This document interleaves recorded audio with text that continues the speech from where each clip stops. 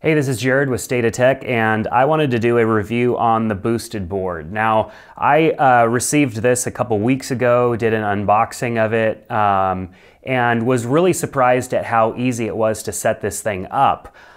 Usually in the first few seconds of you opening up a device, you can't really get it set up. But with this, it sets up really easy, and it's ready to drive or ride in no time. So I've obviously been using this board quite a bit. I thought about cleaning it before doing this review, but I kind of wanted to show you just how, the device gets a little dirty riding it around like any skateboard would. But I kind of wanted you to see just the fact that it has been used and we've been, kind of putting it through its paces. Now, I've ridden this thing on all sorts of terrains. Like, you would think because it's a skateboard and the fear of all skateboarders is running over something and falling. But this device, this skateboard, this longboard actually functions pretty well, and you can drive over some things and survive. I was relatively surprised. I have a longboard that's basically the exact length of this longboard that I ride a lot, and I don't typically ride it over things. However, this longboard, just because I think it's self-propelled, does a better job at getting you over things. So when I first got this, I started out in beginner mode, quickly realized that beginner mode is relatively too slow for me, so I moved up to eco mode and spent a little time in eco mode, which I think is a great place to actually begin riding it. Beginner mode is for the person who has never really even ridden a longboard before. You're maybe letting somebody try it out and you don't want them to hurt themselves, so you put it in beginner mode, and it just makes the control really, you're unable to hurt yourself in that mode. You put it in eco mode, and eco mode gets obviously the best battery life. You're able to get the full range out of this board that they advertise. But it's still a little too slow. It doesn't get me around at the speeds that I would like. I find that professional mode is a good mode because acceleration is good, you have a good top speed, you don't have to cruise at top speed, you can go at half throttle and still be moving along pretty good. But the throttle isn't so snappy like in pro mode that it almost throws you off. Pro mode's just a lot of fun, but it's not necessarily good for everyday riding. Now, I've used this board to kind of get myself to and from different places. I've ridden it for just pure enjoyment alone. And then I've also kind of taken it off-roading a little bit when my family and I went camping a couple of weeks ago. So I guess I've had this board for pretty close to a month now.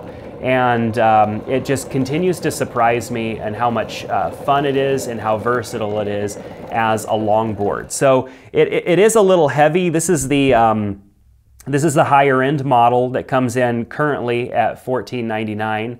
It has the longer battery range, which is what I wanted. I wanted something that I could ride for a further distance if I wanted to. I'm about 7 miles away from my office, so coming to and from my office, I wanted something that would at least be able to get me there. I could charge it up and then perhaps get myself home, because I know the board wouldn't do one charge back and forth to my home. I've ridden this thing, I weigh 220 pounds. I've ridden this thing for about 7 miles in one shot and have not ran it out of battery. I've yet to actually run it completely dead. I just haven't ridden it enough either in one day or in one straight shot to where the battery's been dead. However, between riding it myself and having friends ride it and stuff like that, I have gotten it close down to like 20% battery, but it still rides relatively strong when the battery gets down to 20%.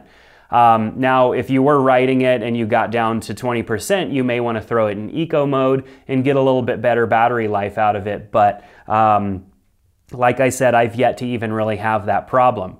So on the ground, flat ground going up a small grade, it does relatively well. What really surprised me is when I took it camping and I was riding it along this cement and paved path that went around Alpine Lake. Now, it was covered with, little sticks and little pebbles and little pieces of dirt and things that you just normally wouldn't run a skateboard over because you'd be afraid of falling. Little wheels coming in contact with little pebbles typically put you on your face when you're riding a skateboard. But I believe because this is propelling you forward with actual motors as opposed to you pushing with your foot, it gives a little bit more strength to get over those things. You're not constantly slowing down like you are on a skateboard. Unless you're pushing on a skateboard or a longboard, you're constantly slowing down. And with this, it's constantly propelling itself forward like a car or a motorcycle. And because of that, I believe it does a little bit better job getting over things, like when you're riding on a sidewalk and the little gaps in the sidewalk. No problem going over those. And so as far as just rideability, I feel this is even easier and more flexible as a device to ride than a normal longboard. My longboard that I have that is basically the same size as this is not as functional as this device, even if you take away the fact that this is self-propelled. So this particular model does have the dual motors, the brushless motors on the back, and they're very powerful motors. If you put this thing even in professional mode, which is what I have it in now, and grab a handful of throttle, you really need to hold on. This thing takes off really fast. And if you put it in pro mode, then you better be ready for that, because pro mode will snap you right off of this board if you're not careful. So having the dual motors here on the back definitely gives it a lot of power. As you can see, they're belt drive, and I do have some scratches that have kind of came about from riding over things. You can see I've got a little chunk out of the corner of my wheel here that has came probably from riding it off-road and kind of really testing this board's limits. It has gotten relatively dusty, and it's due for a good cleaning. But I wanted to show you just how much I've been able to ride this device. The wheels are a little dirty. This is from riding it off-road. Like I said, a little chunk out of the tire right here, but that's not really going to affect anything. The rear tires you will need to buy and replace from Boosted Board. And of course, if you wanted the exact same front tires or wheels, you'd need to get those from Boosted Board as well. However, I have found these wheels on Amazon, and most popular skateboarding distributors or retailers have this exact wheel. It's just that the rear wheels do have holes machined through them, and they're bolted to these hubs that allow for the electric motor to drive them. So you're not going to be able to buy the rear wheels from some skate magazine, but you would be able to buy the front wheels. The front wheels, though, basically look brand new. So the truck that they developed here on the back that has both the motors and everything, this is fully independent. So when you're going over bumps and everything, the motors and everything are moving with you. That means that you're not going to have issues with, or as many issues with these belts getting tore up. In my riding off-road of this board, I was kind of afraid maybe little pebbles or dirt would get into the belts and chew the belts up. These are relatively strong. They really put a lot of thought into these, and it protects relatively well because everything is so small and compact here. Let's take a look at the other end of the board. We also, right here, I believe this is actually the speed controller of the board, and then up front here is where the battery is contained, including the power button, and then where the charging port right here in which you charge your board. Typically, I get it down to around 20–30% battery life, and then I'll put it on the charger.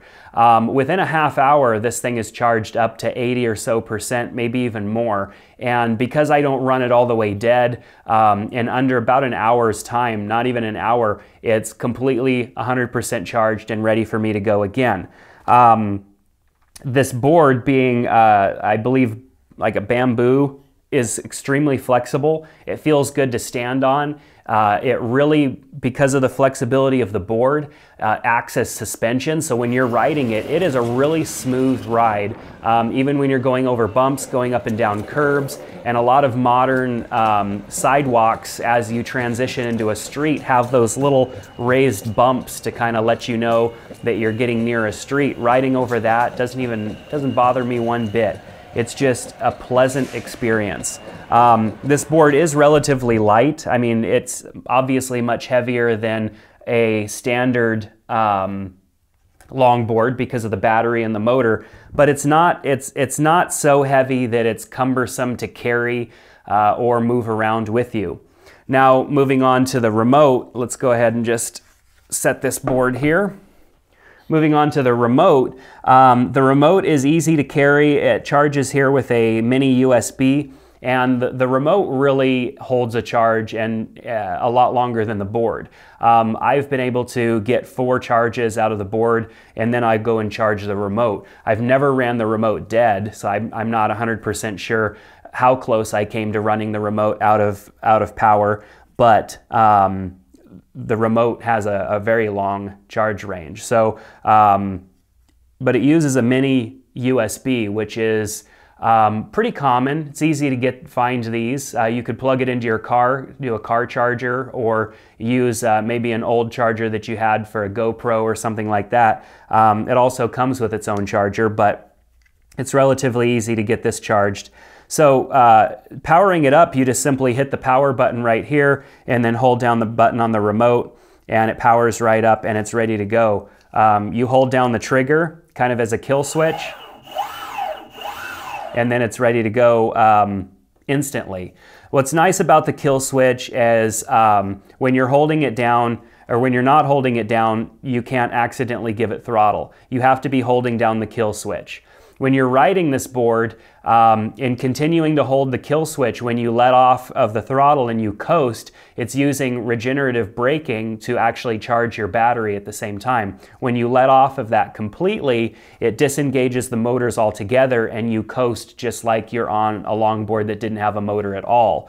So that's kind of nice, because sometimes you just coast downhill. There's no reason to use any throttle or anything. If you're going downhill steep enough, you can just hold down the trigger, the kill switch, and it actually gives your batteries a little bit of charge as you're going down. I'm not sure how much charge you're getting out of that, but it is giving you a little bit more power. It has an indicator on here to show that, that you do have battery. This turns to red when your battery gets low on your remote. I've yet to have it turn to, well, like an orange-red. I've yet to have it turn to that. You have an indicator here that lets you know that there is a live connection between your board. And if you tap this button, it shows you how much battery life your board has left. Another cool feature is the ability to pair your board with your phone. So I'm going to actually power off the remote, because if the remote is connected to the board, you're not able to actually pair your phone to it. So let's go ahead and enter the Boosted app, and it's going to go ahead and connect and update here. So it's updating now, saying that I've traveled a total of 20.2 miles. It's showing me 83% battery life. It shows that I'm in expert mode right now, or I think I called it professional earlier. I meant to say expert. And then there's pro mode, and so you can easily toggle between the different modes right here. You can also reset your trip meter. So you have kind of an odometer and a trip meter. So you have your overall miles traveled, and then I can reset my trip meter so that I can keep track of a single trip or even a single charge to see how much I'm getting out of this board in a single charge. I really, really like this board. This is the first electric longboard that I've owned, so I don't really have much that I can compare it to. However, it is a fantastic device, and I like the actual remote aspect of it as opposed to controlling it with my feet or something like that. I feel like I have more control over that, and being that I don't have the best balance out of people, I think that having the remote in my hand gives me a little bit more security. However, I'd love to spend some time even with a board that had foot controls, and maybe I'll do that one day and see how I feel about that. So the Boosted board, a fantastic device. Is it worth $1,500, this particular model? It's really hard to say. I've had friends ride it, friends that have ridden longboards before and friends that haven't, and all of them have said, I gotta get me one of these. It's just the price, it's a little expensive. I think once people start to think about the fact that they can hop on this thing and ride, ride over to a restaurant, ride to a store, whatever they need to do, just take a quick little trip, they'd quickly start to see that $1,500 really isn't that bad when it comes down to the fact that you're not going to have to hop in your car to make a short drive. You can just hop on the board and get through traffic. And I've seen a lot of people in bigger cities who are using these boards to get around, and if I lived in a big city, this would be a must. I actually did take this to Sacramento, the capital of California, and was riding it around there while I was at a conference, and it was just a fantastic way to get around when I knew going and getting my truck would have been a pain considering the amount of traffic that's in downtown Sacramento. So the boosted board is great. If you want to learn more about this board, there's a link in the description below to where you can actually see more specs and decide to buy this board. It comes in 3 different versions. The board's pretty much the same. It's just, do you want dual motors, single motor, and the size of the battery? There's a couple of different versions there for you as well. I wanted this particular version because I'm a heavier guy, and I figure the board is not going to last quite as long pulling 220 pounds around, so I wanted the one with the bigger battery, and so far it's served me well. So thanks for checking out this review of the boosted board. If you're interested in it, check out the link in the description below. Definitely click on that and learn more about this board. If you like our videos, subscribe to our channel here on State of Tech, where we review products. We talk about smartphones, mobile devices, things like this, just to help you be more aware and learn how to use your smart devices to the best of their abilities. Thanks a lot, and we'll see you next time on State of Tech.